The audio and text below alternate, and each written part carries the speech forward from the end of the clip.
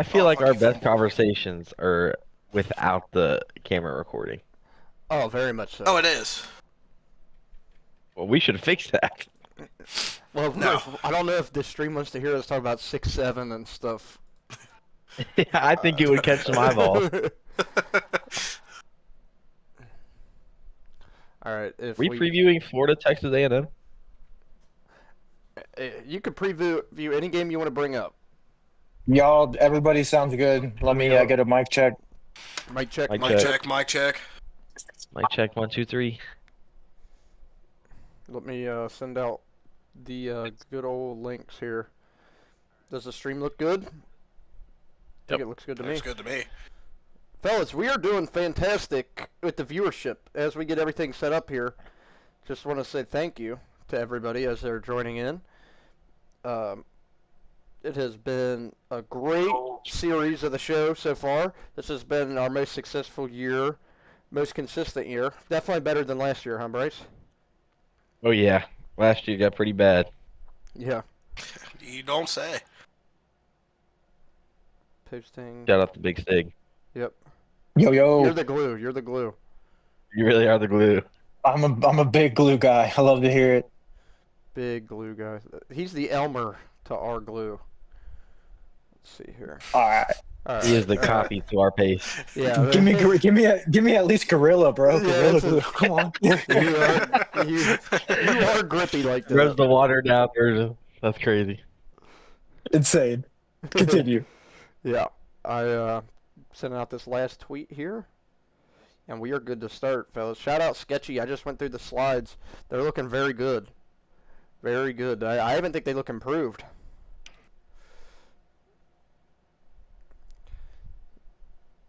All right, we already got 4 people. Shout in out here. Sketchy. We came a long way from episode 1. The graphics did. have upgraded. Oh If yeah. you think episode Shout 1 out was Sketchy. even the worst, it's Chop already in here with the first comment. We're good to get started here, fellas. Welcome everybody to episode 7. I can't believe we're on episode 7 already of the We Know Ball College Football Podcast. I'm your host, and I'm Paul, joined by my co-host here, Big Stigs, Yo, yo. Bryce, What's up? and Adam. What up? Yeah, so we are here. How you guys doing tonight? We Thursday edition, but we are still staying on track. How are you guys doing tonight? Fantastic. Sounds good. Swell. We're starting a little Cannot tad complain. earlier. So we're going to go ahead and get into the breakdown of the games. So now we are on the Week 6 games recap. By the way, anybody in chat, if you could let us know if any audio issues or any issues do come up, please let me know. We're going to start out here. I'm going to let the guy who was on a bye last week talk about this one, since it affects his team and my team the most. Stigs, UCLA upsets Penn State 42-37 in front of a quarter sold out crowd at UCLA. What do you got to say about this one? Yeah, the 20 people that were there were probably like super impressed with how UCLA played, you know? Yeah. No, is it Jerry or Rick Neuheisel, the offensive coordinator? Both sound For correct to me, UCLA. but Jerry, right? it's Jerry, I think, though. Yeah, Jerry. He was an old quarterback for them when they beat Texas. Yeah, so like, and It is his Jerry, dad yep. was like, and his dad was in the booth working for CBS, and it was funny. There was some moments of him getting like real hyped because his son was dialing it up. But shout out Nico Iamaleava. Yep. He had a breakout performance, man. He showed the 5-star prospect that we all know he could be, showed that potential. And I do want to shout out on the defensive side, former Oregon Duck, Roderick Pleasant. He's a big speed guy. He made the first team all defense for PFF this week. He had 3 tackles, 1 pass breakup, 1 tackle for loss, and a fumble recovery. Big time plays for them. Yeah, I mean, there was a big fight in the second half to storm back from Penn State. They were down 27-7. They were able to get it to a 1-score game. I'm not sure about that play call, though, Stiggs, on 4th and 1 and you need it. You run a QB power with Drew Aller. Yeah, I mean, it seems like they're just trying to set him up for failure. You know what I mean? They just give it into his hands and when the game's on the line, and it might not have been his fault that time because, like you said, probably a bad play call. But I do want to shout out something with James Franklin though. So Penn State, we all know they have these two great running backs, right? Katron Allen and Nicholas Singleton. Yep. Both came back. Both were projected, early, NFL draft picks. James Franklin said, "I need to get Katron Allen more touches coming into the game." Singleton has only averaged 3.8 yards per carry. Katron Allen.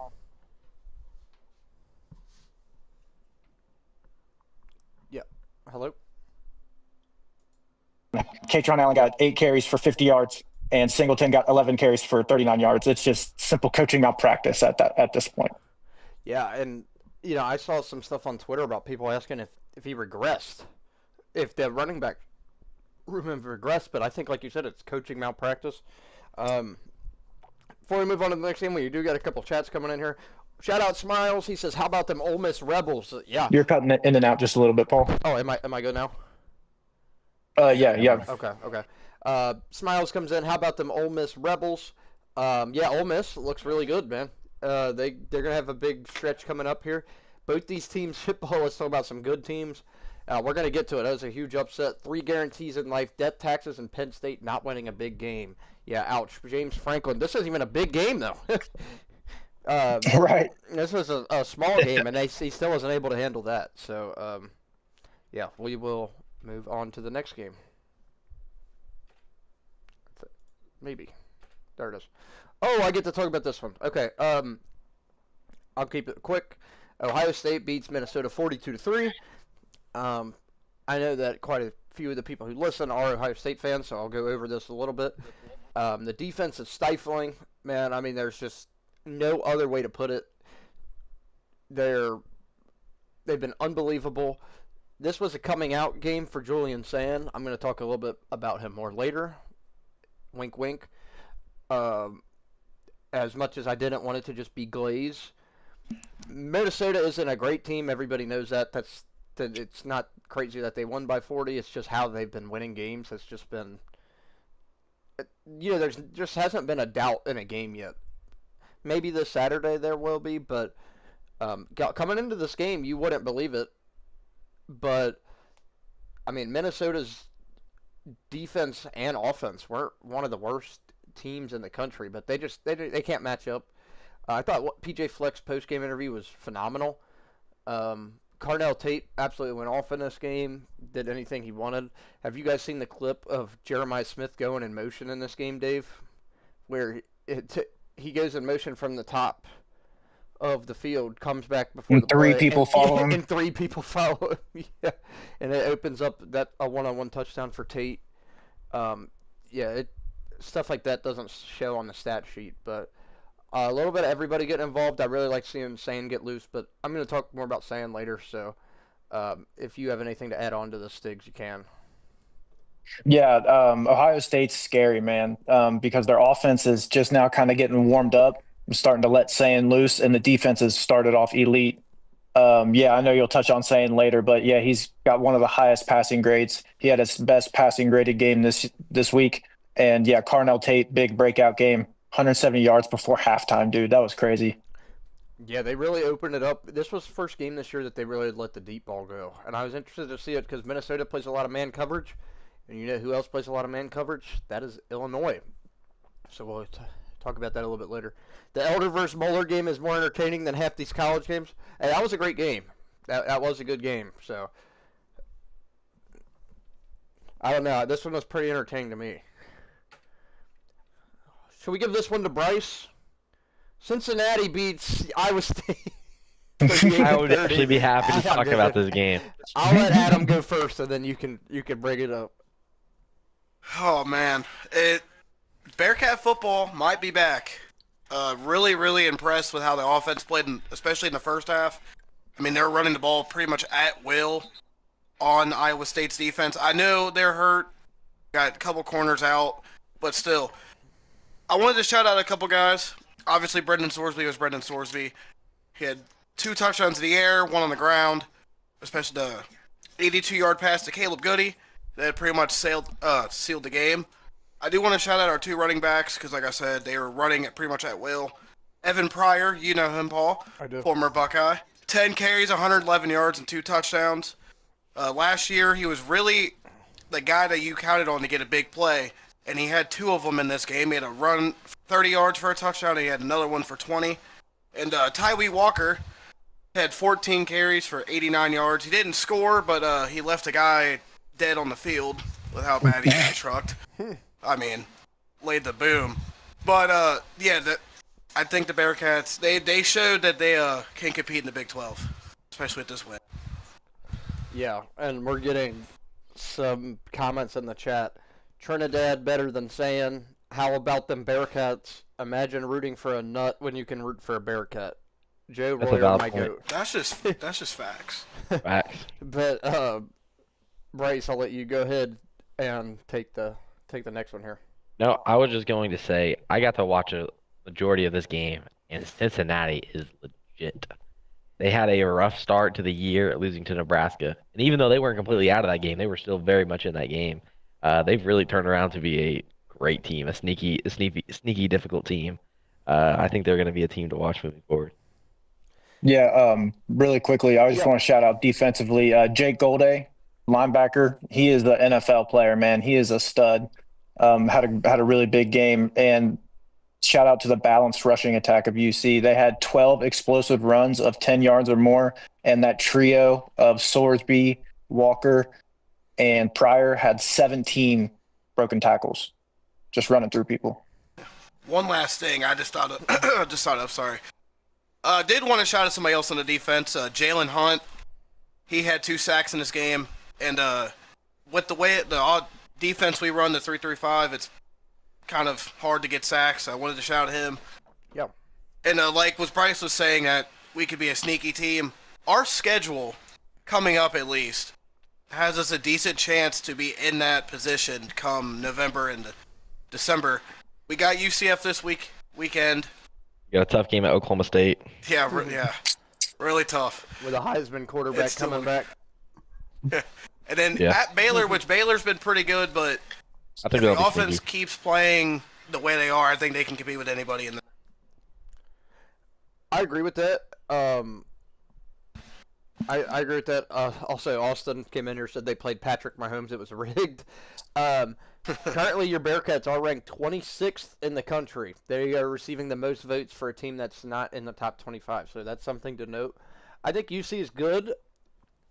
If they want to make a run at them, they just need to clean it up a little bit. I A lot of agree with that penalties completely. the last couple of games is what's kind of keeping these games close. The last 2 weeks, they could have blew out Kansas and Iowa State. Penalties kept the games a little bit close. This UC offense has been undeniable. Sorsby's been great. If they can clean it up and get the other team off the field, I mean, they're going to be hard to beat. I agree with you 100%. Although, I will say some of those calls are a little questionable. Yeah. Especially, I think one, I'm just going to point out one real quick. There was, at the end of the first half, there was a pass interference called on Matthew McDoom in the end zone when he's the one getting pushed by the Iowa State receiver. Yeah. And of course, that led to a touchdown, but I do agree with you. They need to clean it up a little bit. Yeah, and then we got Austin saying Ole Miss versus the Cats. I could die a happy man in the Natty. That'd be something there. Let's go on to the next game. Bryce, you can go ahead and start us off with this one. Florida and Texas. I watched this entire game and yuck. I was hoping I'd get to cover this game. I believe the story of this game was not only Texas not being able to show up, but the lack of a run game for Texas. Texas had only 13 rushing attempts between all of their running backs, excluding Arch, and Arch was their run game. He finished the game with 37 rushing yards, and that was it. Their next couple running backs had 11 yards and 4 yards. Without that running game going, setting up a passing game for Arch Manning and the Texas offense was just non-existent. They were able to get a couple of deep bombs down the field, but they were not able to They weren't able to do anything offensively because they could not establish that run game. And Florida showing up the way they did in the swamp after having back-to-back-to-back brutal weeks, Yeah. coming out against Texas I think that speaks to how good Florida actually is. They've just had a tough time showing it. Uh, Also, shout out Billy Napier. Bro is a completely different coach when his job is on the line. I believe if they lost that game, he could have got fired after that game. And instead, he's going to be here for the next several games this He year. does it every year. Yep, every single year. He is the greatest. He is the greatest head coach in the country when his job is on the line. He does not want to collect a buyout. It's something unparalleled. But I Yeah. do think that DJ Lagway and Florida's defense really stepped up this game and showed who they could be when they play at their full potential. Yeah, and the thing about this, and this is not an excuse to Arch at all, because Arch himself played really bad. Texas's O line is terrible, guys. It's bad. They can't run the ball. They can't throw the ball. And like I said, that's not an excuse for Arch at all, because he's missing receivers. He's got happy feet in the pocket. He's missing throws. Bad decision making. All that also paired with having a really bad offensive line. How are you Texas with a bad offensive line? That's what I don't understand. Shout out Florida's defense. I mean, we knew going into this game that the line was what it was because, Florida's defense being tight. But, guys, this game almost spoke more about Texas than Florida to me. But I got tip my hat to the Gators.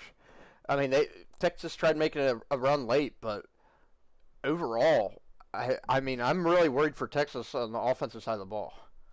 Stop blaming the fat guys, and now Ryan Day holds that spot. Last year, he definitely did, but Stiggs, you got anything you want to note on this one? Yeah, I just wanted to shout out a couple of the Florida top performers, alluding to one of their best defensive players, Tyreek Sapp. He's an edge rusher, big-time NFL prospect. He had 5 pressures, a quarterback hit, 3 stops, which is a tackle for loss or pretty much a 1 or 2 yard gain for the offense. And then on offensive side of the ball, Jaden Ball finally got some adequate touches. That's the Florida running back. He had 27 carries, over 100 yards and a touchdown, just a big physical runner. I think he ended up wearing down that defense a little bit. He did. And lastly, want to shout out Dallas Wilson. It's a true freshman receiver. It's was college debut. He was actually committed to Oregon, and he flipped to Florida. I believe it was on signing day. But he's a stud, man. You got to mention him in the same breath as Malachi Tony and Decoria Moore. He had 6 catches, 111 yards, 2 touchdowns. I think he's going to be a difference maker for Lagway and Florida coming up. Yeah, I agree with you. And the interesting thing with Dallas Wilson is, like you said, he did flip on signing day. He hasn't played up to this year, but if people remember, he dominated the spring game, and he got a lot of hype coming out of that spring game. Like, he was dominant. Yeah, and this was he his had like first 200 game out. yards. Yeah, and then he comes out here against Texas and as a coming out party. He could be a real difference maker for Florida in that offense, because we were just talking about Florida's offense up there in the ranks of LSU or some other offenses that couldn't. Yes. So him, Malachi Tony, and Jeremiah Smith are all elite Florida wide receivers. Those Florida wide receivers are just different, bro. Yeah, they are. You said, I know this is a college football show, but Russell Wilson stepping in for the Giants as Jackson Dart goes down. Ouch. That sounds rough for them. Stiggs, how about we go here with you? We'll go with Miami and Florida State, 28-22 final score. Yeah, this was a lot not close as the score seems. Florida State piled on a lot of points late, running a lot of hurry up. I mentioned him earlier, Malachi Tony, the wide receiver for Miami. His nickname is Baby Jesus, and no one questions it. So I think that's kind of says enough. But yeah, he had a big game. But this game was about Miami's defense, man. Bain Jr. is just an absolute freak. He's got to be talked about in the Heisman conference. Yeah, like he's going to be a top 5 pick. He's too talented not to be. He leads the nation in pass rush and run defense grade. He had 11 pressures in this game alone. The defensive line as a whole is just probably a top 3 unit. I would say Ohio State, Texas Tech, and Miami are the best 3 defensive line units in the country. And Miami's secondary is also just a complete turnaround of last year. If we remember last season, Cam Ward would have been in the playoffs if Miami's secondary was just average, but they were Yeah. just horrible. And safeties Keontae Scott and Jacoby Thomas both leading the way for their secondary. Thomas had 6 tackles, 3 TFLs, an interception, and a forced fumble. Dude was everywhere. 100%. And we haven't even mentioned him yet because I think we're going to later, but Smiles alluded to that in the comments. Carson Beck in college still, SMH, what happened at college sports? Carson Beck's a regular senior. It's not like he's Yeah, I I don't even think he's been there that long. Yeah, He hasn't been there that long. He's a regular senior. Yeah, like, he's normally, but I, yeah, go ahead. I was going to include. I know you were talking about Malachi Tony on Miami, but C.J. Daniels for Miami has also been a real threat and weapon for that Yep. Miami offense. They Good call out. that is their 1 and 2 right there, and I think it's like 1A, 1B. They are in itself like the 2 stars of that team, and I think they are what is making that offense go. Along with Carson Beck also being experienced now, I think they have a good little trio that they've been working with. Yeah, that sounds good. We'll move on to the next thing here. Oh, would you look at what time it is?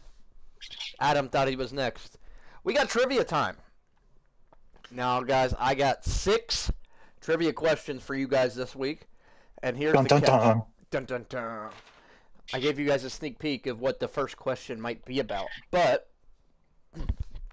I'm going to give you a hint with every single one of the questions. Okay? Now, some of these are based off this year, but I'll just go one by one. Are you guys ready here? Yeah. Ready. Okay, I'm going to say the question, then I'm going to say the hint, and I'll let you guys guess and go from there. Question number 1 and 2 are both about this year so far. Who are the top 5 scoring defenses in college football in order? The hint is these are all 5 Power 4 teams, and I want to say all 5 are, well, 4 of the 5 are currently ranked. Well, Go. number 1's Ohio State. Okay, do Number you 3 guys is know OU. the... Nope.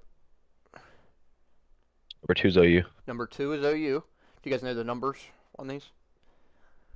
Ohio State. I saw it was like 5.5 or something like that. That was before last week, so it's 5.0 now. OU is Wow. second. They're at 7.2. Who you guys got for 3, 4, and 5?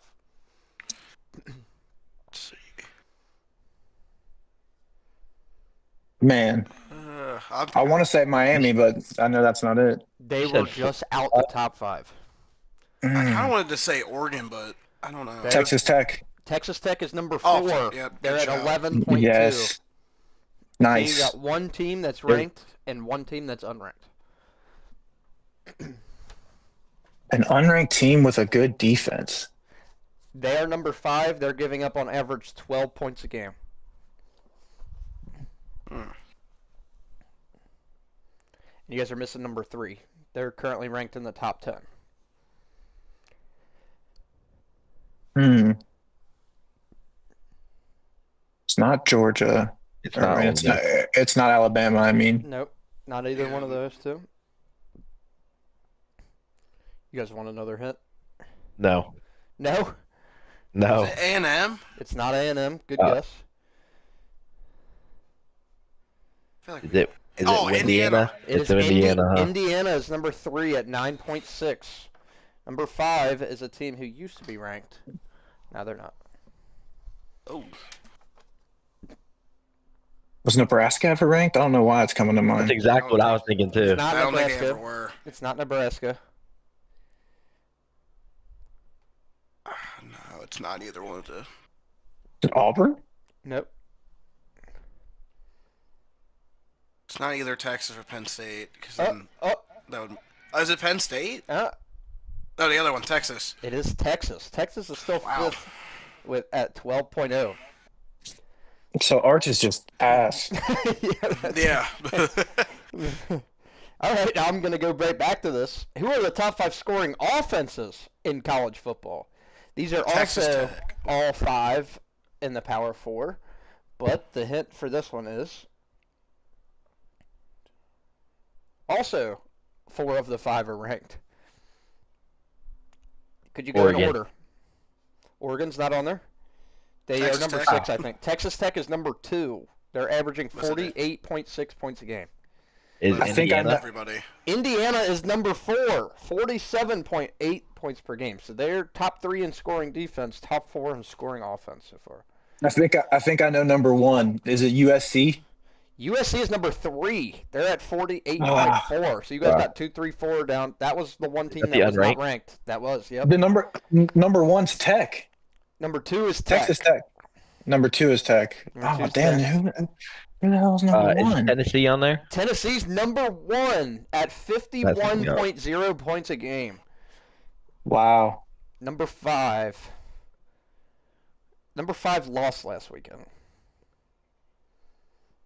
But they still put up some points. Texas?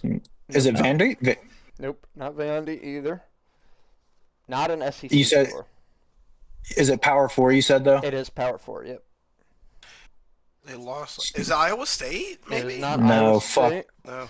I was about to say it. I about cursed on stream real bad. F no. F no. I was just throwing Smiles out comes teams in, in my it is mind. not Ole Miss. It's not Missouri because they didn't lose. Nope. Bryce, you've talked about this offense before on this podcast. Oh, really? Oh, Tell us Florida State. no. It is Florida State, still at 5th I at was thinking that. 46.8 points per game.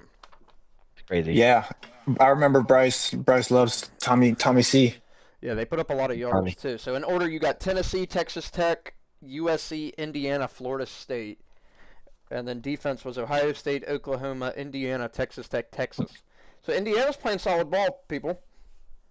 We did a lot better than we did last week. Yeah, These we still got a questions. few other ones. These other ones Oh damn! are not. These are not off of this year. Oh Let's have some real god! ball knowledge here. Bryce, I think maybe you'll be able to get this one. So Oklahoma is what, ranked in? Are they 5th or 6th right now? 5th. 5th. When was the last time Oklahoma was ranked number 1 in the country? 2011. Wow. Okay, he is spot on. They started the season ranked number 1. Why is that stuck in your head? Because I didn't Because know that. 2011. Adam and Stiggs, did you guys know that off the top of your head? No. Absolutely not. 2011, Oklahoma State. bro's a cooked Sooner 44 to fan. 10. He's a Sooner fan, secret Sooner fan. He drives the Boomer Schooner. Okay. Here's another one. This one I don't think anyone is going to get. Here is the hint for each one of these. Well, for this one. I'm not going to give you guys a question that has an answer like 1936 Maryland. I'm not going back when football was played in leather helmets on any of my answers, okay? That's the one caveat I'll say to that, because that's just not fair. How many teams have started the season unranked and won a national championship? And who were they? 1983 Georgia. Incorrect. Dang. How many teams have done that? Started the season unranked and won a national championship. 2? Nope. Is it more? That kind of gives away the answer, doesn't it? Okay. You might as well guess from that. Honestly, well, I'm coming up blank. Yeah, me too. So it's actually one. 1990 Georgia Tech is the only team ever to start a season unranked and win a national championship. So do you guys think that there's any chance that that could happen again soon? no. Yeah, that is tough. What's Texas Tech? Texas Tech, were they ranked in the top I 25? think they were ranked. Yeah. No way. Number 5. Who is the last national championship winner to not have a top 30 defense? This answer is after 2000. Last national championship winner to not have a top 30 defense in yardage or points. Is it 2013 Florida State? It is not. They were. Belcher comes in here and said Bearcats are doing that this year, Adam. Going unranked and natty Hell. winners. Yes, they are. It's like, nah. I almost want to say 2019 LSU, but they had so much talent that. They don't know. were just snuck in the top 30. Okay. Was it 2009 Bama? It was not. 2009 Dang. Bama. That's tough. My Don't even point- gotta guess. my point of this is kind of to show the balance, right? Like that's kind of my narrative here. Like you got to have both. I'm sorry about this one, Dave. The 2010 Auburn Tigers are the last team to not have a Ooh. top 30 You know, defense. I think was they- just that- about to guess that, actually. That was, like, coming to my mind. I grazed my mind, but the way that we got dominated by their D line, I thought no way. And Nick Fairley. Yep. Here's the last question on trivia time. Very current here. This is a two-parter, okay? What is the over-under in the Wisconsin-Iowa game on Saturday? Oh, dude, I'd seen something about this. I think it's like 26. 18.5. Higher, way higher, way higher. It's like 30 and a half. Higher? 49.5. What was that? Someone 40, Wait, 49.5. that's too high, too high. I said 32 and a half. Higher? 33 and a half. Higher? 34. I'm 40. doing 34 and a half. Nope, higher? Shit. 37 and a half. Lower? 36 and a half. Lower? 35 and a half. It is 35 and a half. I was going to Which get is- it eventually. Which is low, very low. But what is the lowest over-under in history, and who was it? And the hint for this is, this game was played in the college football playoff era, so anytime after 2014 to present. The lowest over-under in history, and who was it? Another hit Is that was Iowa is it, involved. is it I think Iowa, it was Michigan? Iowa. Iowa was in there. Do you guys know what year and who they played? Was I it think against it Michigan? was It was not Michigan. Minnesota. Was it Minnesota like 2 years ago? It wasn't Minnesota, could've but it sworn it was was recent. 2023. Good call. Yeah, I I thought think it was recent. Michigan Is it, State. Nope, not Michigan State. It is another Big Rutgers. Ten team. Nope. Oh, it's not. Nebraska. It was Nebraska. And Oh, that yeah. number, lowest over-under in history, is remember 25 that. and a half points. And guess what? Yeah. The under hit. Iowa won 13-10, I remember that game. which is absolutely insane to talk about. That's awesome. But I hope you guys enjoyed my questions I got for trivia time this week. That's all I got. I enjoy doing That was that. very Yes. fun. Enjoy doing that. I like those. Started off hot, and then I didn't get any, and you reminded me that we haven't won a national championship. So huge trivia time for me. I love that one. Oh, good. That's it. That was not my intention. I promise. So another slide I wanted to add on here this week. Shout out Sketchy. The last team is actually Florida State, not Texas. If you guys have the stream pulled up, I want you guys to rank these resumes. So we got Texas, Penn State, Notre Dame, and Florida State. These all four teams are 3-2. There's the offensive points per game and the defensive points per game. As I said before, the last one is Florida State. If you had to rank these resumes, their resumes in order, which way would you go? Because I mean, you could look at it a few different ways. I have the full stats here pulled up for you. If you need to remember who they beat and who they lost to, I do have that right in front of me. So are we including that? Are we including who they played? Yes, if you guys do have your phone, I just sent an extended kind of one into our chat. I know you guys are probably also on the call, but it kind of has a little bit more to it. Before we even look at it, Penn State's last because they haven't beat a Power 4 team. I was Either going to Texas. say Penn State, Texas are clearly the bottom two. I agree. So I think- ironically, with these teams, you're good. You're good. 3 of the 4 have, or all 4 have lost to either number 1, number 3, or number 2. All 4 of them have.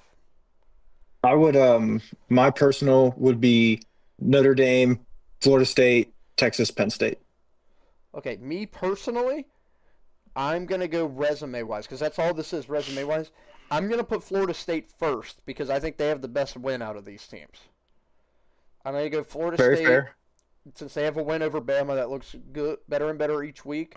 They also have the highest differential on here, so I'm going to go with them, and then Notre Dame. And I was really going back and forth between Texas and Penn State. And I'm like, man, both these teams have nothing. I feel like Nothing. there is an obvious answer though. Penn State has to be last. They lost to Yeah. 0-4 UCLA. There is no excuses on that. And At their least wins are Texas- what? Villanova. Villanova, FIU. Nevada, and FIU. And Texas's Yeah. wins are San Jose State, UTEP, and Sam Houston. They both lost to like a number one team. That's like, I would take Texas over Penn State. Strictly because a Yeah. loss to at Florida is way better of a loss than at 0-4 UCLA. Yeah, You're starting I a don't- Yeah.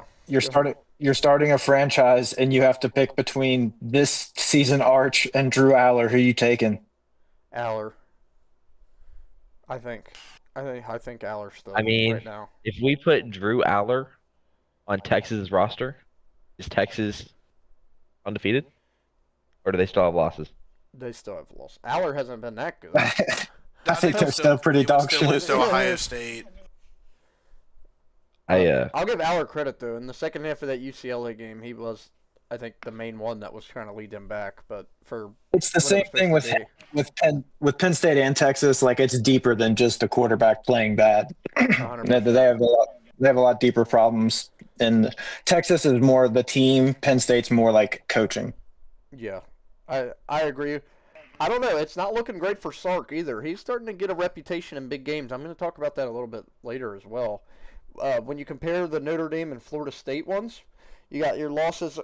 Both those, I think, were clear-cut better resumes, even at 3-2, because both of their losses to both teams are still in the rankings currently. I mean, Notre Dame has Miami and A&M, and Florida State has Virginia and Miami, so not as bad. The only problem for Notre Dame is they don't really have a good win right now, where Florida State does have Bama. But yeah, I just thought it was interesting. These four teams are all 3-2, and they were all ranked pretty good. So we'll go on to the next part, and we can go ahead and start out with this here. We got our players of the week. Adam, I'm gonna let you take it away here. Alrighty, I picked Cade Klubnik for my player of the week. I mean, they absolutely throttled North Carolina, but North Carolina's bad, so. But Klubnik went 22 of 24 for 254 yards and 4 touchdowns. They've had a rough start to the year so far, but they looked pretty encouraging in that game. Yeah, I agree. Klubnik looked really good. I like the trick play to start the game. But yeah, we'll go ahead and go on from that. How about Bryce? Nico Iamalava for UCLA. He went 17 of 24 passing, only incompleted 7 passes, 2 touchdowns, 160 passing yards, rushed the ball 16 times for 128 yards, and 3 rushing touchdowns. He had 5 total touchdowns in UCLA's win over Penn State. I think without Nico, this isn't even a close game. He was absolutely the player of that game, in my opinion, the player of the week. After starting the season 0-4, beating Penn State after their previous game against Oregon and how tough Penn State played Oregon, I think that shows how much potential Nico has and how much potential UCLA has if they can get it together. But Nico is my player of the week. Good choice. And Stiggs? Yes, sir. I did not touch on him in my game recap because I want to shout him out here, and that's Miami quarterback Carson Beck. 20 of 28, 241, 4 touchdowns, threw some very nice deep balls, was touch. Against Florida was kind of worrying. It was raining. I didn't know if that was like, a cop out, but he didn't look good on his deep balls in that game. So I was very impressed that he threw some dimes to CJ Daniels and Malachi Tony, and very impressed with his command of the offense. He had a lot of limited offseason stuff because of his elbow injury.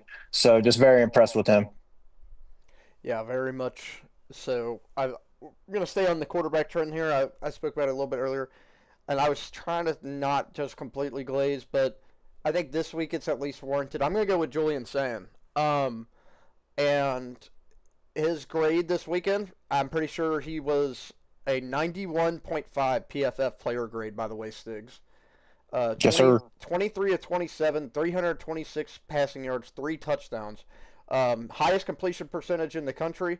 How about this for a grade, Stiggs? On quarterbacks, quarterbacks on 20-yard passes this season, he's at 96.6. Currently 9 for 9, 100% on deep balls, 6 touchdowns on the year. And he really let it fly this past Saturday. I was really impressed with him. Obviously, he's been really good, but this past week he really let the ball go, and his grades have anything to say it. His rating, highest completion percentage. He made a couple big time throws even when getting hit. Is there anything else you? I know that you're big on the grades and everything as well. Well, Stiggs, he graded out phenomenally this week. Yeah, he graded out really well. He specifically made 3 big time throws, if you were asking in that game. Um, I don't really know specifically what they grade a big time throw, but I'm assuming it's just a throw in a tight window that's in a tough coverage. But he's also been really good against the blitz this season. He's one of the highest graded quarterbacks in that regard. He is the highest graded quarterback in that regard, rather. Yeah, so I think we all did pretty good on our players of the week. Stiggs, just hold on because I know we're getting to that famous segment that go to the group here coming up soon. But it's now Yeah. time for us to pick our upsets of the week. So I was an idiot last week. I got one upset wrong. I picked one I shouldn't have. Cal started out up 21-7. I was feeling good. Then they didn't score again. On Dude, Duke. yeah. My upset, freaking Maryland went up 20-0 and then ends up losing. Yeah, that's what I mean. I My wasn't feeling good. upset UCF over Kansas was up 17-0 and threw it away as well. So we Dude. all were. My upset pick was a reverse jinx. It worked out pretty well for me. So. Right, yeah. Yours was actually know. good in hindsight. How about this week, Adam? Start us off. I got Arizona over BYU. Ooh.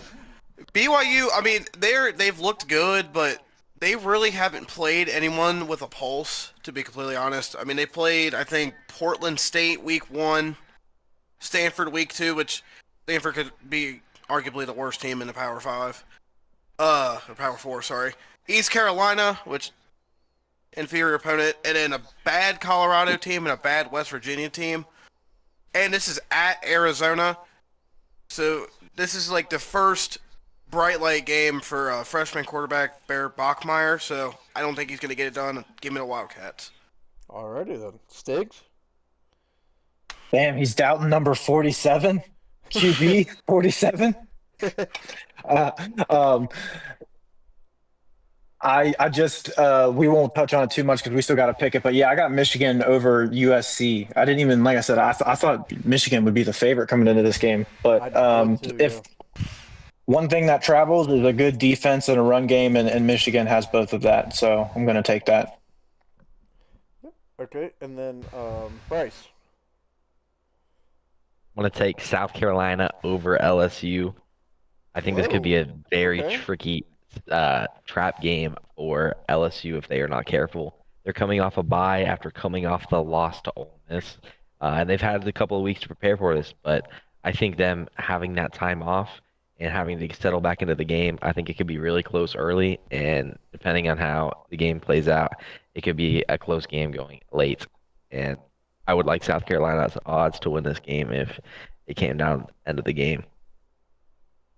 I like that, Bryce, because I know you really like LSU. That shows you're I do. objective. You're non-biased. You just call it how you see it. Yeah, and Fortunately, I'm going to go against my rankings here with mine. I'm going to take Maryland plus 6.5 at home over Nebraska. I don't think that they're going to do it again. They were up 20-0, and I like them at home.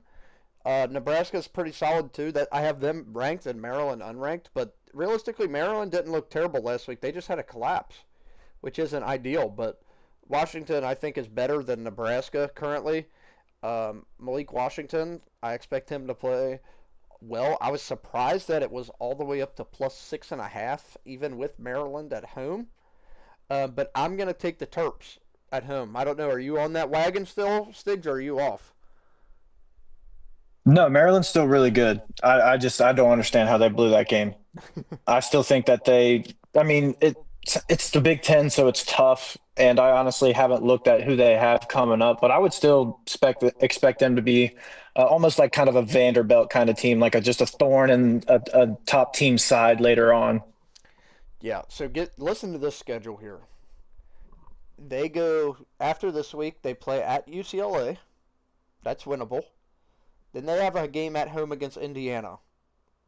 Could be tough, but I don't think they're completely out of that. At Rutgers, at Illinois, home against Michigan, and Michigan State.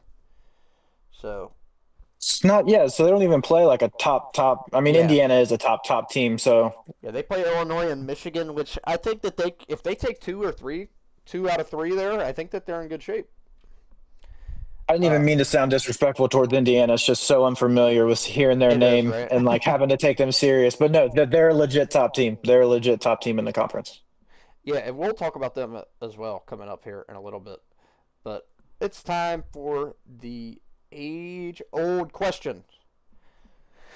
So we started doing this segment, age-old question about college football. Oh man, I had it written down here. Sorry. I'm sorry. I had it written down. Let me see where I was at with it.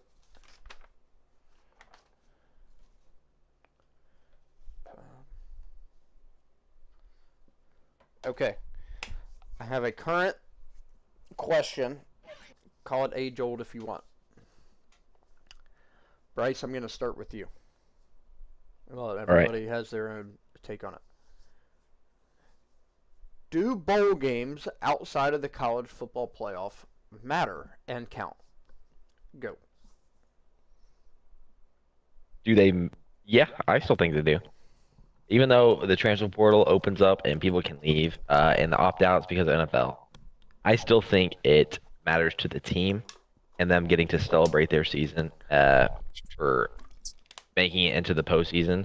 Not everybody gets to do that year after year, and for the players, it's a big celebration depending on where they get to go.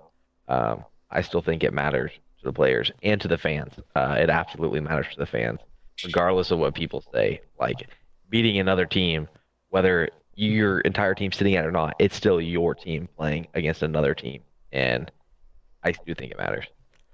I'm going to agree with you on that. And my reasoning is I think that they only started not mattering, quote unquote, to people as a lazy excuse, to be honest with you. Like, there's no reason that it shouldn't count or matter. You're still playing. And I hate when people are like, well, they had opt outs. And, like, yeah, usually the other team also has opt outs. Like, you can't be mad about opt outs when you're not able to make a 12 team playoff at this point. Like, Yeah. you're comparable to that other team, especially when there's games with very minimal opt outs or no starting opt outs. Why does that game not count? It does. I think it's a weak excuse. Matt Corral ruined his NFL career before it started playing in his bowl game. See, that's a very unfortunate situation. But I also think if you sign up to play with your team, like you should finish it and see it out. I tip my cap to Matt Corral and Jalen Milrow and those type of guys who knew they're going to get drafted and they still played in their bowl games. I think they absolutely do count and matter. It's on your own team for not showing up and putting effort. The game that Ohio State played against Missouri, was that the best version of Ohio State? No, but I'm not taking it away from Missouri for winning that game. That's more on Ohio State and Ryan Day and all them for not. I mean, what an ugly game that was. But I think they do count and they do matter because I think the only reason that they don't is a weak excuse. Stiggs? Yeah, I agree with you guys 100%. Sometimes even those opt-outs can create new stars. You've seen it firsthand, Paul Yep. Jackson Smith and Jigba going crazy. And not that opt-outs are, a good thing. I don't think they are. But you need to find the good in it. And even with bowl games, sometimes it's even like think of like administration. Sometimes like smaller schools like getting to that extra bowl game, getting that extra revenue like that's big for them. They use that as a barometer, whether they're keeping the coach, whether they're going to get a bunch more NIL money next year is like if they get to this bowl game, if they win the bowl game. And especially like a school like Missouri State or Delaware this year, you think if their first year in college football FBS, if they make a bowl game, they're not going to be super jacked about it. It's Yeah, going to mean something to them. 100%. I agree with you there, Stigs, and like you're saying, it's really cool for these programs to go play in the Outback Bowl or something. You know what I mean? Like it's inter-conference play at a Division One level. I love it personally. I thought I'll last take year's note. bowl season was great. No slander to the Pop Tart Bowl will ever be allowed. You guys No, know my affiliation with that thing. yeah, I do. We do love the Pop Tart Bowl. Maybe not as much as you, but I know that your affiliation is strong. But I mean, I count it like another non-conference game. I think it has to count like that. Like I thought the Illinois South Carolina game last year, the bowl game was one of the best bowl games that there was. That wasn't in the playoff. Really tight, very very little if any opt outs on either side. Like that was just a good football game, and I think that's what I think of bowl games is. Like I said, I think it's a lazy excuse, especially for it to count for other people but not yourself or something. Like that's just even lazier. Adam? I agree with you guys, but I got a little bit of a different reason. It's like a team like Cincinnati. We've made one miracle run to the playoff, and and we haven't been in a bowl game in 2 years. So for me personally, like being a fan of a team like that, making a bowl game does matter to me. And it's like you said, it's another game against either a Power Five opponent or a quality Group of Five team, and you get an extra win and extra money, and it's a benefit for everybody. This is the second or third time we've done age old questions, and for some reason we all end up agreeing on the topic, and that's not supposed to be the point. But still, I think it's good to talk about because it kind of gets brushed under the rug now, especially in the expanded playoff. But we'll go ahead and go on to the next segment here. Stigs, you're up. There you are on the screen. There you are, Goat. Stigs, goats of the group. Let's go. The long awaited segment. I appreciate you giving me this moment to briefly ramble about the group of five. Especially, it's pretty much going to be the American Conference for the foreseeable future with how many teams they have. Yeah, that's true. And we with a huge game in the group of five this week. Yes, yes, can't wait to talk about that one, dude. So yeah, quickly shout out a couple previous week games. Western Kentucky took out Delaware 27-24. It was a thrilling QB duel. Nick Minicucci, who I have mentioned here before, had a big game for Delaware, 360 total yards, 3 touchdowns. He did have a fumble and an interception. And Tops QB Maverick McIver, I believe he's third in the NCAA in passing yards. He only had 230 and a touchdown, but he was super efficient, and he threw one of the prettiest balls I've ever seen on a fade touchdown. He the only spot he could have put it, and it was right there. And he didn't turn the ball over, and that was ultimately the difference in the game. They also released some sick helmet decals this week, the Zombie Lands. They're disgusting. They're the And then best in college football, man, with that stuff. Yeah, they're insane. And wanted to shout out the Navy Air Force game, which is where my goats of the group are going to come from, because I have to shout out multiple players from this game. It was an insane shootout, 34-31, and both of these teams are throwing the ball downfield. Service academies are throwing the ball downfield. You'll hear some of the numbers here soon, but we're going to have to talk about Navy as a G5 team in the playoff discussion. They have a pretty tough schedule ahead, but they have a chance to make their mark. For Air Force, though, quarterback Liam Sarka had 212, 2 touchdowns through the air. Also added 152 and 2 more on the ground. The tight end, Bruin Fleischman, 6 for 166 and a touchdown. And for Navy, quarterback Blake Horvath, that's probably a familiar name. He's been around for a while. Yeah. Super efficient, 20 for 26, 339, 3 touchdowns through the air, 339 passing yards for Navy. That's crazy. It just sounds crazy to me. That doesn't And sound he right. also Yeah. he also added 130 and another touchdown on the ground. And their running back, I'm going to say this again, their running back, Eli Heidenreich, had 8 catches for 243 and 3 touchdowns. Didn't run the ball once. Yeah, that's absolutely crazy. I actually have something to shout out in the group before from last week. Weirdly enough, I wanted to talk about this.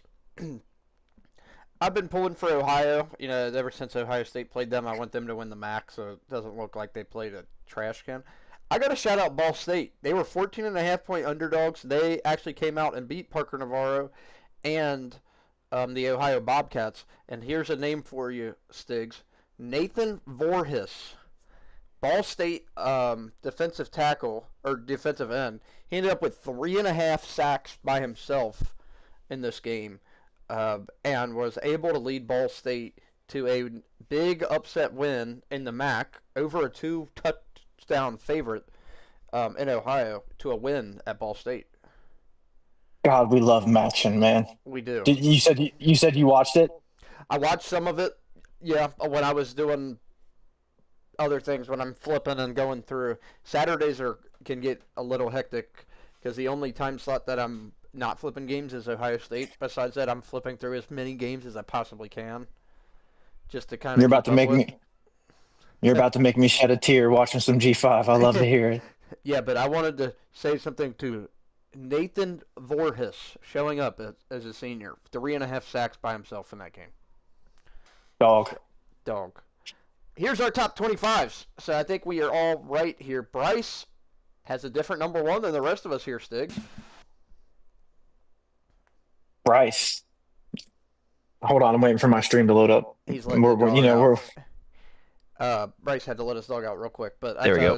There it is. I'm Bryce, you got a different number 1 than everybody else. Well, I've been having Oregon. You guys didn't get to see it last week because it was messed up. I had Oregon ranked number 1 last week after the Penn State game. I thought you had him number 1 since the Oklahoma State game. No, I did raise them up though, but I did not have them number 1. Winning on the road at Penn State was huge to me, especially during the whiteout game at night. That bumped them up to number 1 for me. Yeah, how about number 1 and 2? Their best wins just absolutely tanking. Yeah. Yeah. Absolutely. Not 1 and 2 and everybody's, but yeah, you know what I mean. Yeah. Oregon and Ohio State. Yeah. The thing that I wanted to point out about rankings, and I kind of spoke about this on Twitter a little bit, with Sco, Cook and Quack, shout out him. But for me, it's hard to judge good wins at this point in the season. We're just now starting to realize what teams are really good and what teams really aren't. For me, though, when I watch these top teams like Oregon, Ohio State, Miami, I think there's a gap after those 3. Like, some of their wins don't seem as strong as before, but these teams are all playing really good football. Like, Oregon is playing really good football. Miami's playing really good football. Ohio State's playing really good football. It doesn't really take it away as much to me as it might because some of the other teams aren't doing as well, that these aren't good football teams. You know what I mean? Like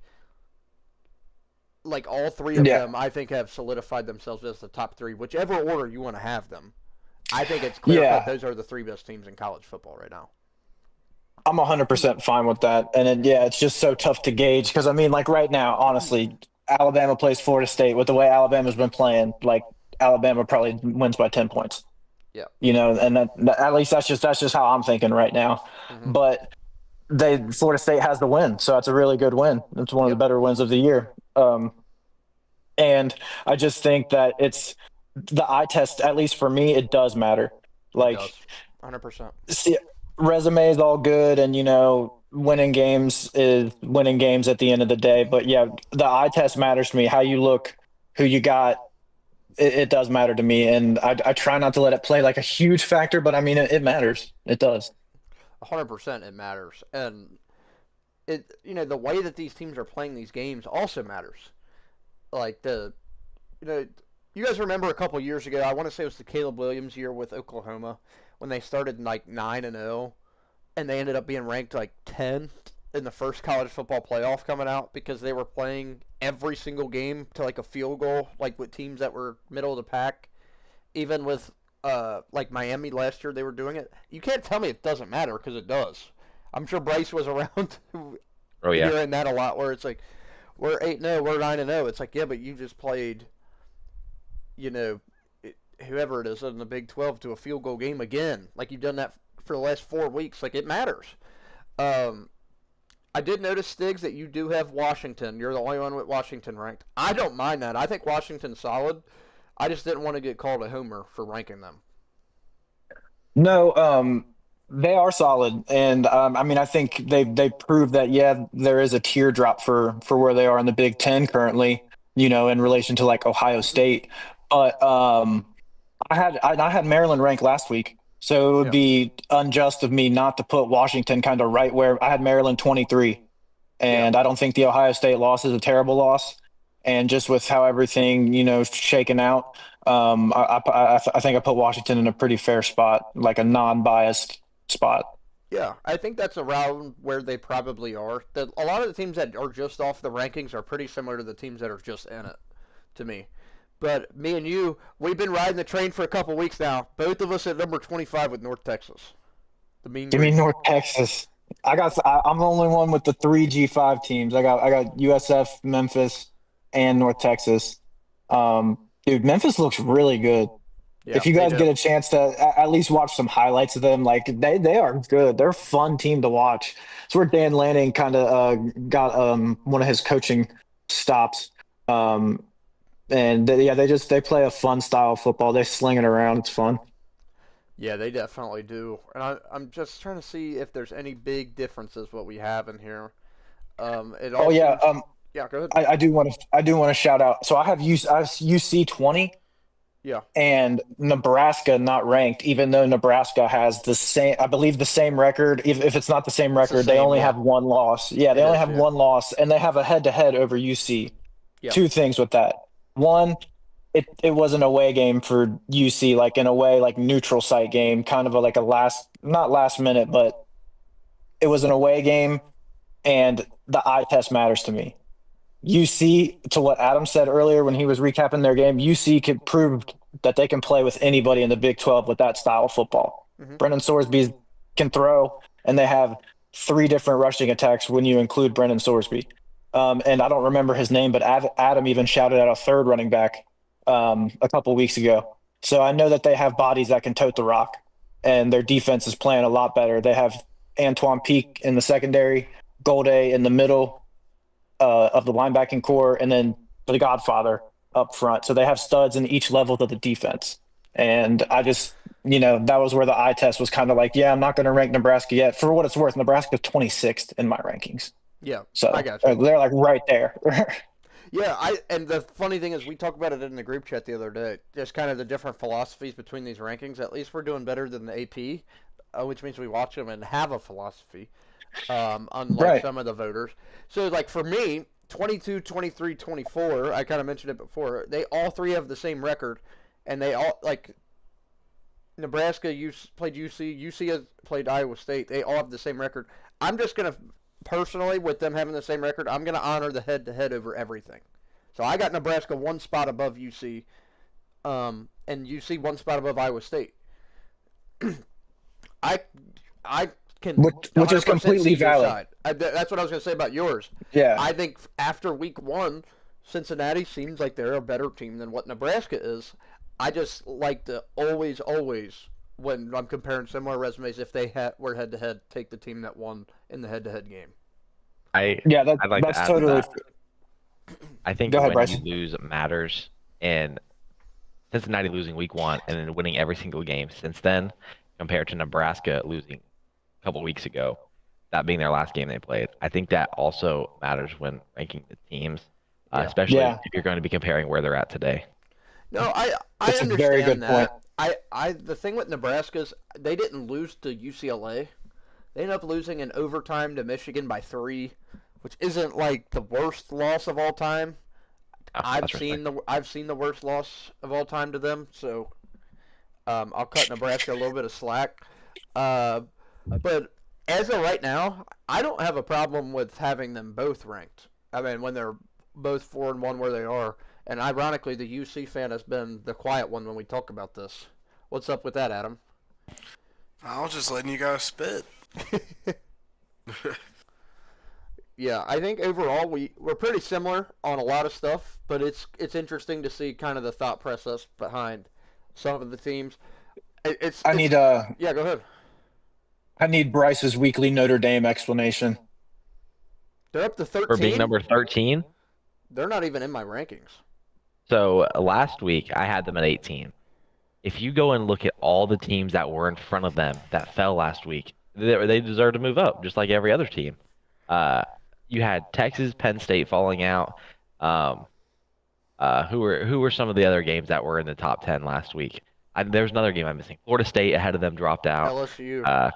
LSU they had a bye week last week. Louisville was in like kind of the mid-20s range for some people too.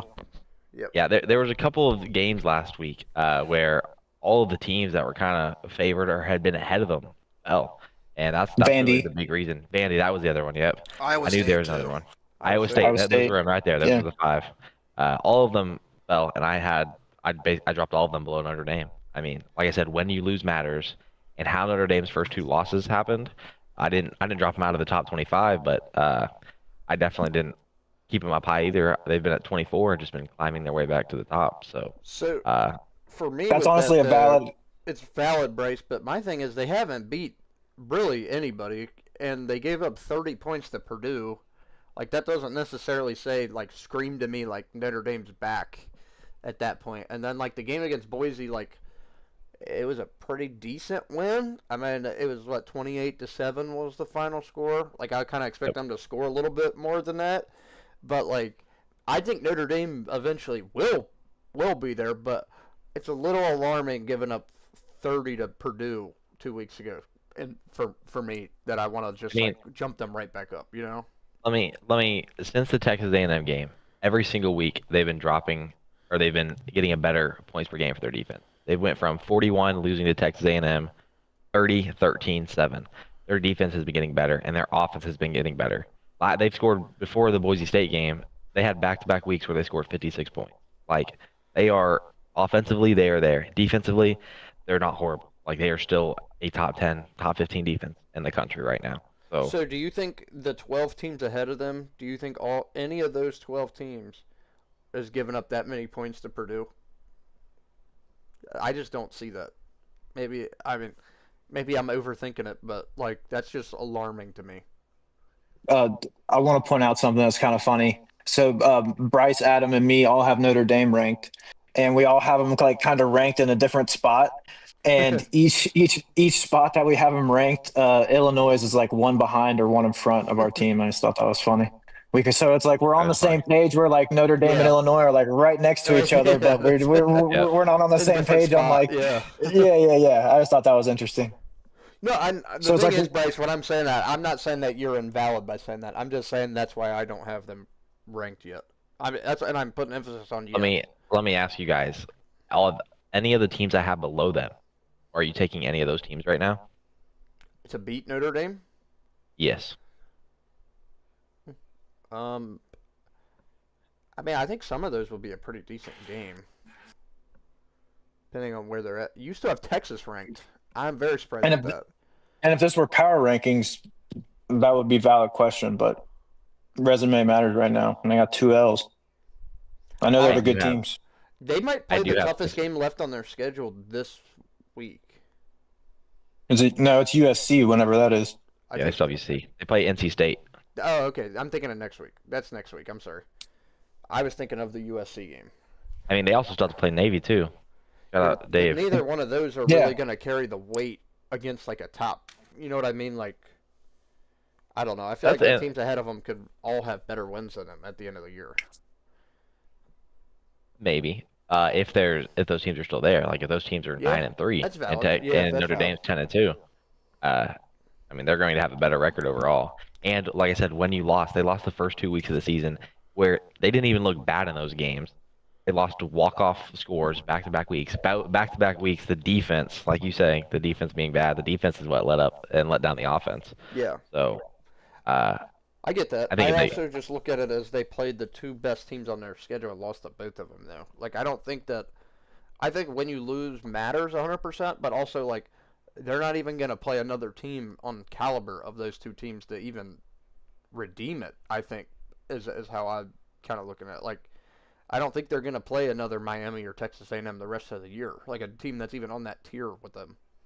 No, but if they are going to play these games, playing them early in the season is going to benefit them. I 100% agree there. I 100% agree there. Good talk, sir, fellas. We will get more into that. By the way, to anyone watching, by the way, it is not easy to make these rankings each week, and you got to move teams that you don't want to up or down. It's not that fun to do. Moving on to the next slide. Is our Oh, real quick, Yeah, go ahead. I got a shout out. There's a game going on right now. My Right dog now? Cam Cook for Jacksonville State. He has 30 rushes for 200 yards. I've shouted him out before, but just had to shout that out. 26-21 versus Sam Oh Houston my State, under gosh. 2 minutes. Barn burner. Barn burner. And Sam Houston is winless. They are 0-5. Um, Correct. so we will get into that. Tulane won again tonight, by the way. 5-1. It's a tough win against ECU. ECU's got a bad record, but they're not a bad team. 100% the Pirates. The Americans a dogfight this year. The It Pirates is. been fighting waves for centuries, eh? Yeah, If that's for I have sure. a question for y'all. Yeah. If Cincinnati, UCF were still in the American this year, right now, is the American better than the ACC or the Big 12? The ACC, yes. I think the American might be better than the Yeah. ACC right now. I think There's a that would chance put they it like put it- very close to on par with the, not on par just because the bottom of the conference wouldn't be as good, but I think Yeah, it would be like top and middle would be comparable to the Big 12 and yeah, maybe better than the I ACC. think, dude, it might be better now deep depth-wise than the ACC, the American. I don't know. I don't think it's better depth-wise. I think the top 5 or 6 teams could compete with any team in the ACC outside of maybe Miami or Yeah. really Miami. Yeah, that's what dude, I'm about the to thing say, is, though, like, go ahead, Miami's go ahead. diffy this year. No, I'm just saying Miami's different this year. but yeah. They are. But the thing with the ACC is even these teams that are going to the top of their conference, their non-con, dude, they are getting slammed. Besides Miami this year, like, they are getting slammed by. Look at their record in the non-conference, the ACC versus the other conferences right now. If you don't think that the American would be that much off, then I don't know what to tell you, because some of these teams in the ACC are just straight up terrible. I think it's Terrible. more of that the Americans bottom half of the conference. They have teams like Florida Atlantic, Rice, Yeah, that would be UAB, tough. Charlotte, Tulsa, Temple, but they're definitely top heavy. So we're gonna go ahead and talk about the game tomorrow night, Sticks. While we're on the group, 7:30 kickoff. USF at North Texas. North Texas currently 1.5-point favorites. USF sitting at 24 in the rankings. This over/under is 66.5 currently. Oh yeah. We like offense on that, Sticks. Go ahead. Yeah, if you didn't need any other reason to tune in, you just gave it to him, man. This is a Friday night lights, high scoring, big implications G5 matchup. And this is exactly what the world has been waiting for, at least in my eyes. So for USF, they really need to get their run game going to get their offense going. Byron Brown, he's the ringleader of the offense, and their offense is very similar to Tennessee. So if you're not familiar with it, their head coach Alex Golish is from the Josh Heupel coaching tree. So their offense, they spread their wide receivers out very wide, gives some unique looks in the run game with some unique lanes. Now for North Texas, they have a stud QB in Drew Mestmaker. He has a 90 passing grade for the year, which is 5th in the country, including P5 teams. And they have a stud true freshman running back, Caleb Hawkins. I mentioned him 2 weeks ago as a G5 goat of the week, and he was just mentioned on PFF's podcast where they're like, "Oh, this guy's good and he's going to be insane." Just know where you heard it first, okay? Yeah. This game's going to be insane. I'm going to be locked in. It's American Conference game with huge implications. And with that being said, it's a sold out game in North Texas for the first time in like 20 years. I got to go with the Mean Green here. Yeah, dude, the Mean Green, speaking of them, they are setting themselves up, if they win this game, to be 7-0 when they have Navy coming to town in just a couple They have weeks. They have a tough schedule though. They really do. Yeah, it's not easy by any stretch, but what a game in the group. I'm also going to take North Texas here. I've been believing in the Mean Green for a couple weeks now. But Yes, sir. give me North Texas at home. This is a tight game too. Adam? Yeah, I'm gonna trust my dude Dave here. I'm gonna go North Texas as well. Oh, Let's no. go. Oh no, we might all be. Well, I'm gonna take South Florida. There we go. I'm Somebody still, switch it up. I'm still, I'm still a believer in South Florida right now. They that loss to Miami was kind of brutal for them, but I still believe in what they can do. They have a legit offense and passing game, and I want to see what that'll do against North Texas. I think North Texas might be a little bit overhyped right now just because of who all they've played, but I don't think they are as tested as what South Florida is. So All right, and we'll get to the 6 on screen now. Adam, we're gonna go ahead and start with your game. UCF 3-2 at Cincinnati, who's 4-1, just right outside the rankings. This is a noon kick on FS1.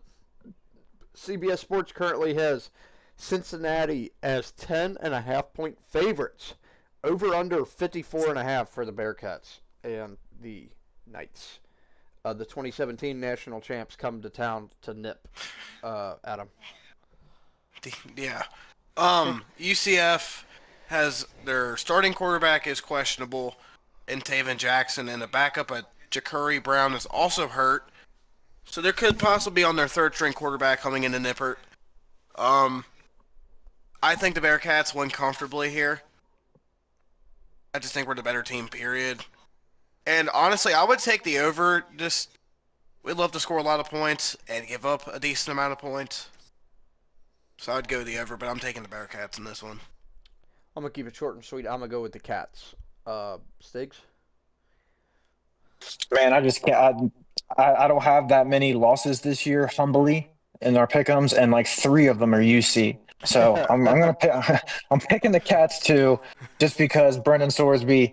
It's like that Simpsons meme where it's like, say the line, Bart. Brendan Sorsby is still PFF's highest graded quarterback. It's been like that for 3 weeks. Yeah. But yeah, he's balling. But this team's really at their best when they can get that balanced rushing attack going with Brendan Sorsby as one of those options, Tyree Walker and Evan Pryor. I do like the Cats. I do think UCF's going to keep it close though, because they have a top 40 total in unit and total defense in terms of yards per game. They have an edge in Jylik Kelly. I can't remember where he transferred from. I want to say Missouri, but he was a former, pretty high recruit, and he's got a couple sacks for him this year. Yeah, I think so. And if the Cats do get this game, they are going to be 5-1. Adam, 1 win away from going back to a bowl game. Bryce, you sticking with the Cats? yeah, give me the Cats. All right. Well, that was nice. Script Cincy helmets, by the way. Script Cincy Fire. helmets, fire. Elite. Fire. Very elite. So we got a game here for Trevor and Cole. Shout out Trevor and Cole here.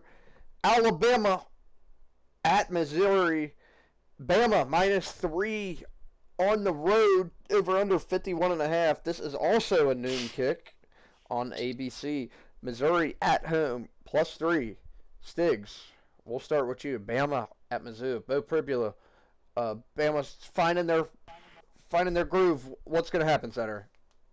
Yeah. This game is all about can Bama's run defense stop Ahmad Hardy and Missouri's rush game. They average Missouri, that is, they average 290 a game on the ground, and they only give up 62 on the ground. Bo Pribula has also been doing his part, the Missouri quarterback. They have one of the most balanced offenses in the country.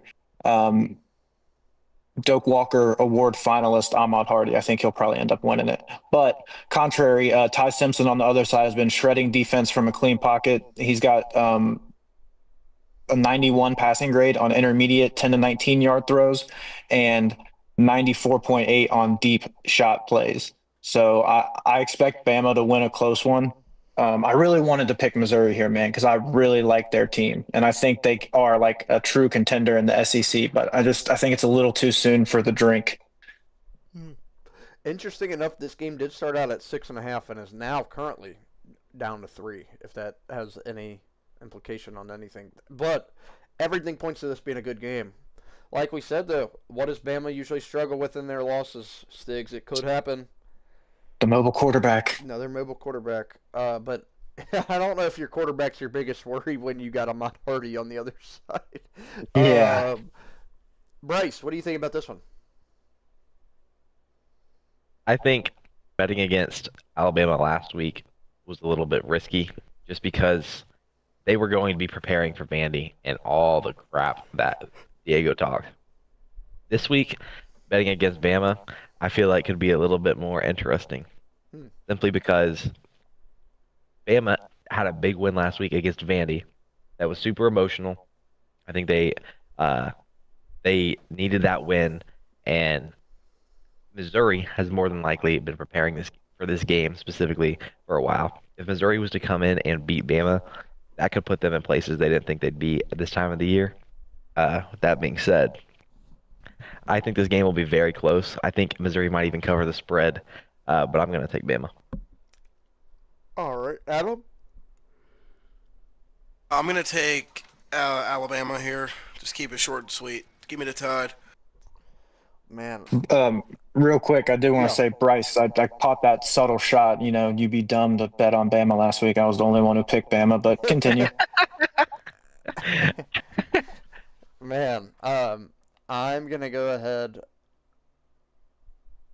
and take the upset. Give me Mizzou. You know, everyone else picking Uh-oh. Bama, and the Love reason it. why is because the absolute run game of Missouri. I not the most confident in it. This was almost my upset pick of the week. I was really going back and forth on it. But if there's a team that's built to beat this type of Bama team that we've been seeing lately, it is exactly how Missouri is. And I think this would be a huge, huge win for Missouri. Bama's really finding their groove, though. I would not be surprised if they won this game. But I'm going to switch it up just a little bit. Next up, we're going to go to the night game on the West Coast. Stiggs, you want to start us out here because this is your upset pick of the week. Michigan at USC. USC currently 2.5-point favorites. This is 11. Number 15 Michigan at 7:30. Over under 56.5. Game on NBC. Stiggs, why are you taking the Wolverines? Yeah, I kind of alluded to it earlier. What travels well is a good run game and a good defense, and this is going to be a very contrasting style of game. You know, Michigan's kind of old school, rely on the run game. They run it, more than anybody in the country. They have like a 52% run call rate, which is like 11th in the country. And USC is more of an air raid attack, even though they have got the run game going more this year. Michigan's run game, though, they have a top 25 rush blocking grade, and Justice Haynes is a top 5 running back in terms of yards with 654 this year. And the UFC defense is ranked 68th in terms of rush grade. So they're like middle of the pack, about average. So that's going to be a big key for USC. And then Michigan defense is going to be aggressive and blitz a lot. And say what you want about Lincoln Riley, but he does know quarterbacks, and Maava seems to be another good one. He's really good against the blitz. So I'm interested to see how that pans out. But I'm going to pick Michigan because, like I said, run game and defense travel. Adam? Yeah, I'm also going to take the Wolverines in this game. I'm not really too high on USC. I mean, they are a pretty good team, but I just don't think they have what it takes to beat Michigan in this one. Bryce? Give me USC. Okay. I I have love not it. I have not been a big believer in Michigan. I think they are overrated. I think they are a team that can compete with most teams in the Big 12 or in the Big Ten. And I don't think they're going to get blown out by any means when I say that they're overrated. But I don't think that they are the team that everybody else thinks they are. I feel like a lot of people think this team is like a 10-2, 9-3 type team. I think this team could easily be 7-5, 6-6 team. I think if that is true, this is a game that they're going to lose. So I'm going to take USC. You know, I want to agree with you very badly. Very, very badly. And I was really contemplating going on this game. But I still, last minute, didn't really know who I wanted to take. But unfortunately, I guess I'm going to have to take the Wolverines. They're a little bit more proven historically, like recently. And like you said, Stiggs, the run game does travel, and their defense is getting better as the year goes on. Next, before we get to the couple other big games, we're going to go ahead and go to Ohio State at Illinois. Currently, this is the big noon kickoff. Who would have guessed that?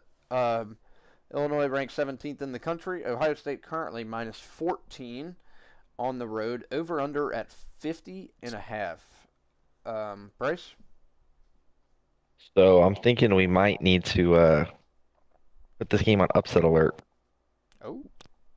No, I'm just playing. Oh, I do okay. want to throw out an interesting statistic. I was gonna say, go ahead if you want. I want to throw out an interesting statistic. The past 4 games that Ohio State played Illinois when both teams were ranked, I know Illinois this. is currently 4-0. Yep. This would be the 5th time, and I think that's an interesting statistic looking back on it. Considering Illinois isn't ranked too often, but when they are, they go ahead and they beat the big dogs. So I do think we should watch out for that. I am going to take Ohio State though.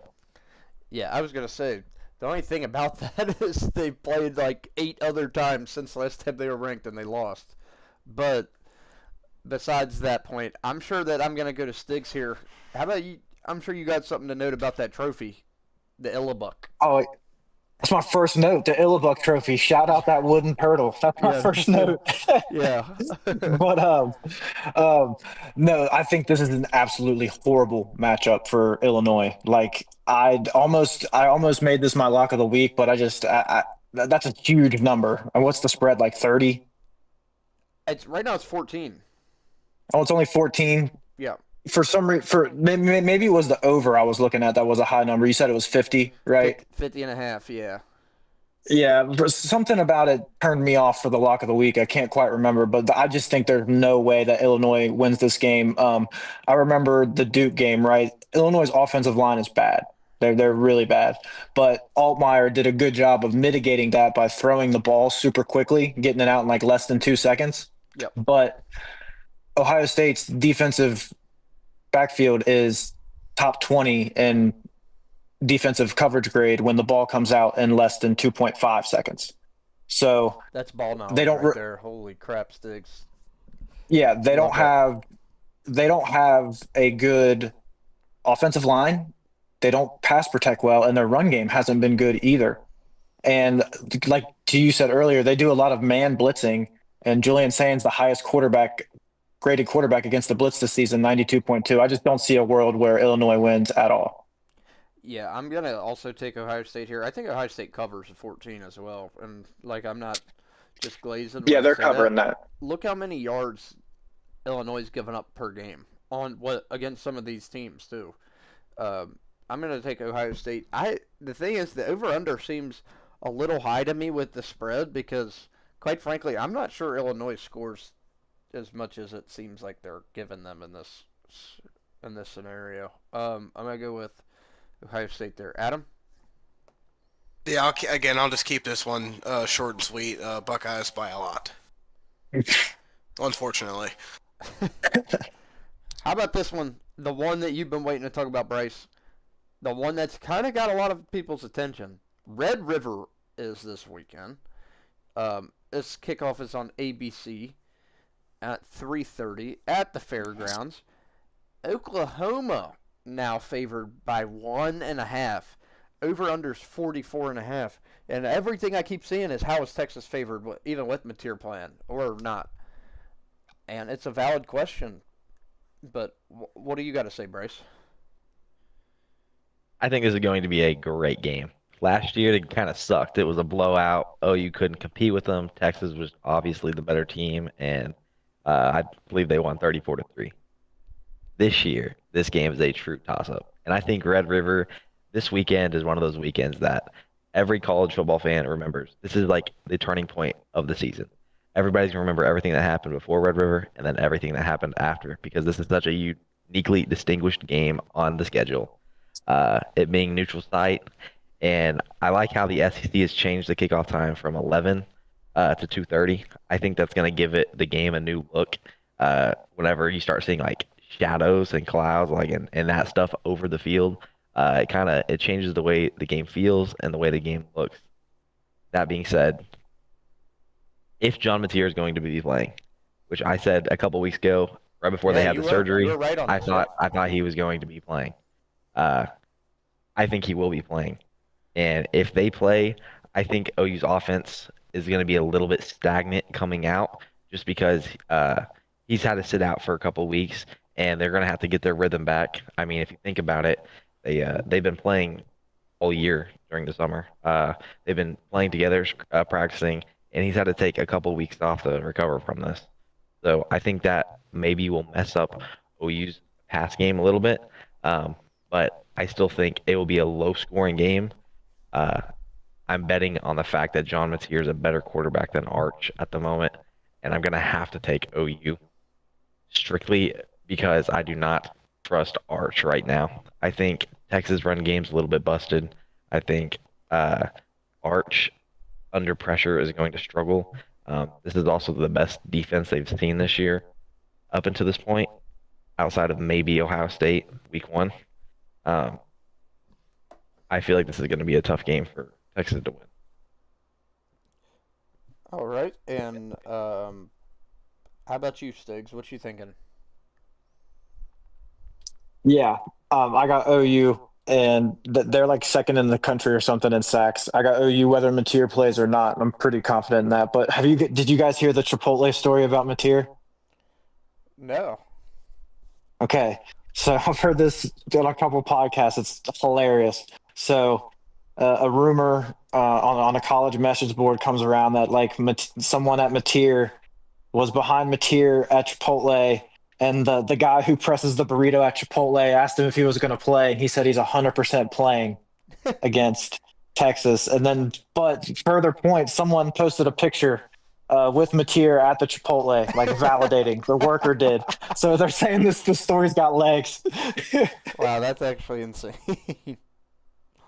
Oh, wow. Okay, then. Adam, what do you got? I'm gonna go with Oklahoma in this game. I agree with what Bryce said towards the end of what he was saying that you can't really trust Arch Manning in this game, and that Mateer is the better quarterback. So for those two reasons alone, I'm gonna go Oklahoma. So, here's what I'm going to say. OU has John Mateer. This is why I think the spread has been what it is. Texas has a top 5 defense still. This rivalry game, it's at a neutral site. Texas has to win out for a chance at the playoff. Sark is starting to get questioned in big games. Everyone in the world is taking Oklahoma. And I am too. I'm going to take Oklahoma. Yep. Yeah. So the main thing is I just don't trust Texas's O-line. Anything else, I actually would not be surprised if Texas ends up winning this game. And it's just the rivalry game aspect of it. I'm so close to picking Texas just because I feel like everyone is like they're done with them. And like I really think their defense is still good. I just do not trust their offensive line and Arch to make the plays needed to win this game. That realistically, like I was And OU. really, yeah. Go ahead. I was just going to say real quick, OU has the highest graded defensive tackle in the country, David Stone, like 91.4 grade. Yeah, and it's like I see all the the setting up. I'll be flat out honest with you guys. I would not be surprised if Texas wins this game. Just being flat out honest about it. But when you really dive deep into what they need to do to win this game, is it realistic? Probably not. Their biggest weakness seems to be OU's biggest strength right now. And that's why I'm going to take the Sooners close. My heart picked Texas, my mind picked OU. But it was that tight. And the last game we'll get to talk about. Well, I mean, we can mention some other smaller ones if we wanted to, but the biggest game of the weekend, we have a top 10 matchup at a place that's very hard to play at. We got Louisiana Raging Cajuns going to James Madison. No, I'm just kidding. We got Indiana going to Oregon. What a big game this is. Oregon's won 41 out of their last 42 at home. We got a 7.5 point spread. This was 4.5 2 days ago for the Ducks at home. Ducks coming off a bye. This is the biggest prove-it game for Indiana I think they've had in quite some time because Indiana, they beat all the teams they should, and they look really good at home. They beat Michigan at home last year. They beat a couple other pretty decent teams. They killed Nebraska at home. What's the biggest hump that I think Sig needs to get over next, Stiggs? He has to win a big game on the road. He hasn't done it yet. They didn't look good at Notre Dame. They didn't look good at Ohio State last year. This is a real test for them. They just destroyed Illinois at home. Can they prove it on the road and prove they belong with the top team? I don't think it's going to happen this week. Yeah, big game. Indiana's looking to go. I'm sorry, they are 5-0 for only the second time since 1967. So you got to shout out Sig and the amazing job that he's done in turning that program around really fast and turning them into seemingly a national contender almost overnight. Um, I'm real interested to see what they do defensively to confuse Dante Moore. They do a lot of creative pre-snap by they kind of show, like a cover one, cover two zone, and then they'll rotate into something else post snap, and they'll bring pressure at the same time, trying to cause chaos. So I'm really interested to see how Dante's going to deal with that. I think he'll be fine. We dealt with the Penn State environment. This one's at home. I think he'll be okay, but it is something to note. Fernando Mendoza. I have him as a dark horse Heisman candidate. This dude's been balling out of control, commanding that offense well. He has a top 10 passing grade with the clean pocket or when he's not getting blitz, but that grade does drop to 43rd when he's under pressure. So I reckon Oregon will send pressure to try and confuse him and they run a little, RPO timing offense. And if you get that, just a half a second out of rhythm, that causes a big deal. So the big matchup for me is going to be Indiana's elite wide receiver duo of Elijah Surratt and Omar Cooper. They're both top 10 Big Ten graded wide receivers in the country, and they both have 6 touchdowns apiece. A lot of analysts and people who have been covering Oregon say that Oregon's secondary is young, but they've been playing well. And while I do agree with that, they haven't really been tested. So I'm interested to see how Brandon Finney, Ifeoma Badegwu, and Naeem Offord all deal with their toughest test yet. That being said, I got Oregon by 10. If I had to pick and choose my line, I would put Oregon minus 10.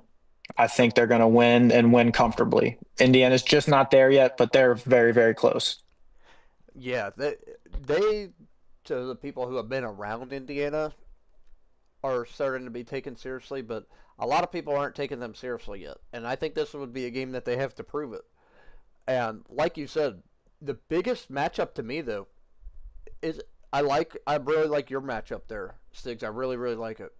But the main thing that I want to see is, and I know this is a different Indiana team than last year. In both their big games last year, their O-line collapsed. Bad. Bad, bad. Like, they were so non-existent on offense because of that. Like, I agree with you. The receivers that they have are great. Are they going to have time with Oregon's D-line to get those receivers involved? Because it was non-existent last year. I'm also going to take the Ducks, and I think they cover. I think it's about a 10-point game, like you said, Stiggs. Maybe even a little bit more. I got it about 30-17 is about what I have right here. But this is a huge prove-it game for Indiana because they have to do more than other programs that were good 35 years ago for some reason that still get benefit of the doubt. But yeah, great breakdown there, Stig. That was phenomenal. Adam. Yeah, I'm gonna go with Oregon in this one, just because it's like you said, it's a tough environment to play. It's Indiana's first big test on the road this year, and I think Dante Moore is the better quarterback. So I think for those reasons, I'll go with Oregon. Perfectly put there, Adam. And I wasn't like juicing up Indiana for any reason. I still think Oregon is, like I said, I don't know if I want to say a whole tier, Stiggs, but I think they're better by a little bit, at least to say the least, a little bit. Bryce, what do you think? I think Oregon is bigger, faster, and stronger. I think they are better at pretty much every single position group on the field. I think Oregon's going to blow out Indiana by 3 scores. I don't think this game will be super close at all. I wouldn't be surprised if Oregon takes control very early and runs away with it by the end of the first quarter. I am high on Indiana. I am not high on Indiana in this game at all. I think this is going to be a very, very tough game for them. They struggled heavily last week against Iowa. They had to come back and beat Iowa on the road, and now they have to go on the road and play at Oregon. I don't think so. I'm taking Oregon by 3 scores. All right. Love that. We all took Oregon across the board, which I think was kind of expected. But that is a huge game, though. Huge game. Lanning will have those boys up for that. That's a very, very, very tough environment to play. Before we round out the podcast tonight, I just want to say thank you to everybody who did stick by and watch. We just hit 240 subscribers on the channel, if we could all. And a lot of that does come from the podcast. We have gained some subs on that. Viewership's been great. Thank you to everybody that was involved.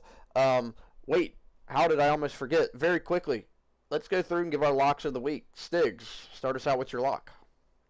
Yes, this is purely, this was a little last minute, but I did find this very interesting. Me and Adam were talking about this earlier. I'm locking in NC State minus 22.5 versus Notre Dame. I think they're going to lose, but I think they're going to cover.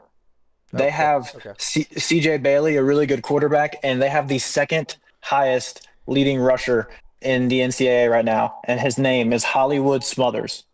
Remember the name. It's an elite name. That is a very elite name. Adam, what do you got? My lock of the week, I picked Iowa State minus 2.5 against Colorado. I feel like the line is a little disrespectful. I know, like, they're banged up and they just came off a loss against UC, but I don't think Colorado is going to have the same amount of success on offense that UC did. And for that fact alone, I'm going to take them to cover 2.5. All right, Bryce? I kind of just told my reasons why, but I'm taking Oregon minus 7 against Indiana. Okay, that is 7.5. Does that change anything? I'm guessing no. No. Okay. My lock of the week, I'm going to go with Georgia minus 3.5 over Auburn. I'm worried about Auburn being able to score the football, to be honest with you. They did not look like they could very well against Texas A&M, and Georgia coming off a loss. I think that in typical Kirby Smart fashion, I mean, I know they beat Kentucky last week. 3.5 is criminally low, I think, for a spread for Georgia to play Auburn right now. I still believe that Georgia's one of the top upper echelon teams in the country, and Auburn currently is not. So I'm going to take Georgia minus 3.5. So with that, I think we're going to call it quits tonight. Thank you, everybody, for stopping by the We Know Ball College Football Podcast. The viewership and you guys chatting along really helps us and goes a long way. Shout out to Sketchy for making the slides. We're primed for another great slate of college football this weekend. Does anybody have anything they want to say or mention? Go folks.